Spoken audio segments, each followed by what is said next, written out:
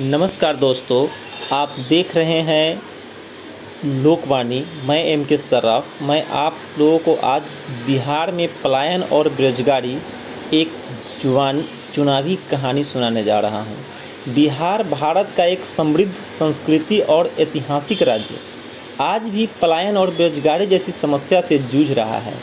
हर चुनाव में मुद्दे मुख्य बहस का विषय बनते हैं, लेकिन ज़मीनी हकीकत में बहुत कुछ नहीं बदला। राज्य के गांव और छोटे कस्बों में नौजवानों के पास रोजगार के पर्याप्त अवसर नहीं है। किसान परिवार के बेटे बेटियां मैट्रिक, इंटर और स्नातक की डिग्रियां तो ले लेते हैं, पर उनके लिए न नौकरी है न उद्योग। नतीजा यह होता है कि बड़ी संख्या में युवा रोजगार की तलाश में दिल्ली, पंजाब, महाराष्ट्र, गुजरात जैसे राज्यों की ओर पलायन करते हैं। पटना जिले के रहने वाले एक रमेश यादव की कहानी आप लोगों को बता रहा हूं। आम बिहारी युवा की कहानी है। बीए पास करने के बाद उन्हें कोई स्थानीय नौकरी नहीं मिली। पिता किसान है, परिवार चलाने की जिम्मेदारी है।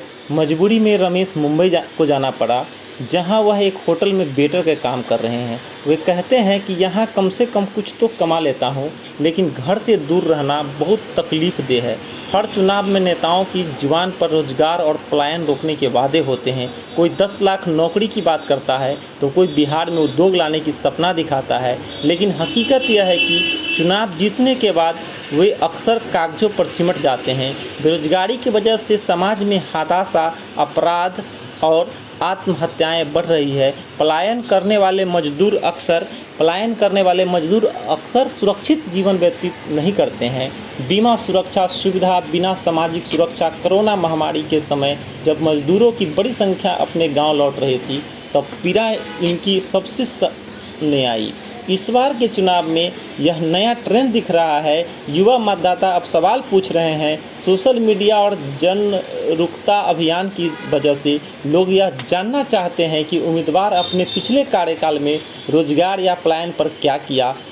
कई जगहों पर स्थानीय रोजगार मेला, स्किल डेवलपमेंट सेंटर, उद्यमिता प्रोत्साहन योजनाएं शुरू की गई, लेकिन उनका असर अभी तक सीमित रहा है।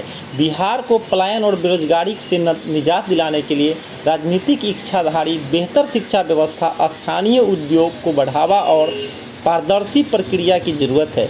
राज्य में सामाजिक रोजगार नहीं मिला तब तक बेटा बाहर कमाने गया, अब मजबूरी बनी रहेगी, न कि गर्व की बात है। हम चुनाव में देखना दिलचस्प होगा कि आप वोटर इस बार बदलाव की चाबी अपने हाथ में रखेगी या फिर से बिहार के वादों के जाल में फंस जाएंगे। बिहार की युवा आबादी अब जाग रही है, सवाल पूछ रही है और जवाब मांग रही है। यह उम्मीद और की नई किरण है।